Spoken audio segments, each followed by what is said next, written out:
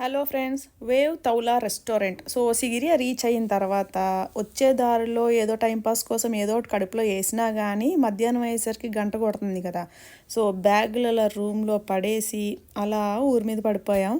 So ఏదో ఒకటి లోపల వేసుకుందామని వస్తే ఇది ఏదో రెస్టారెంట్లో బాగుంటుంది అని సజెస్ట్ చేశారు. బయట మాత్రం పేరు రెస్టారెంట్ అని ఉంది, చూస్తే మాత్రం చిన్న చిన్న గుడిసెలు వేసి పెట్టాడనమాట.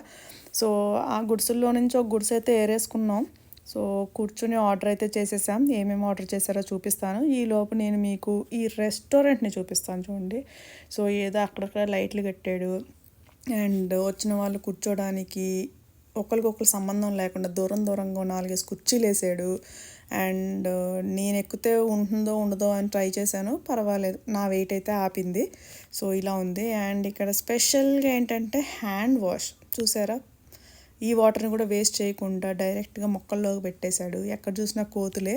సో మొత్తానికి మెనూ కార్డ్ అయితే చూస్తున్నారు కదా. ఇవి ఇక్కడ ప్రైజెస్.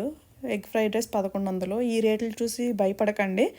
యావరేజ్గా డివైడెడ్ బై 4 వేసుకుంటే మన ఇండియన్ కరెన్సీ. ఇక్కడ నుంచి మీకు ఈ రాక్ అయితే కనిపిస్తుంది కదా, పైన కూడా చాలా మంది కనపడుతున్నారు కదా టూరిస్టులు. సో మేము ఇక్కడికి రేపు ప్లాన్ చేసాం. సో మేము అక్కడికి వెళ్ళి అది ఏంటి స్పెషాలిటీ ఏంటి అనేది చెప్తాను.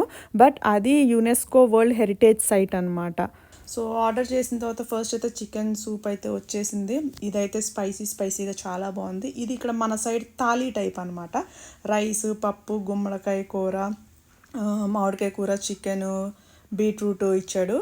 కొంచెం వీళ్ళు కొన్ని కర్రీస్లో స్వీట్నెస్ వేశారు. ఇది వచ్చేసి పరోటాతో చేస్తారు కదా, పరోటా అండ్ ఎగ్ వేసి, బట్ అదైతే అంత నచ్చలేదు. And parotta and chicken curry order చేసాం. ఈ పరోటాలు నాలాగా బండగా వచ్చినాయి.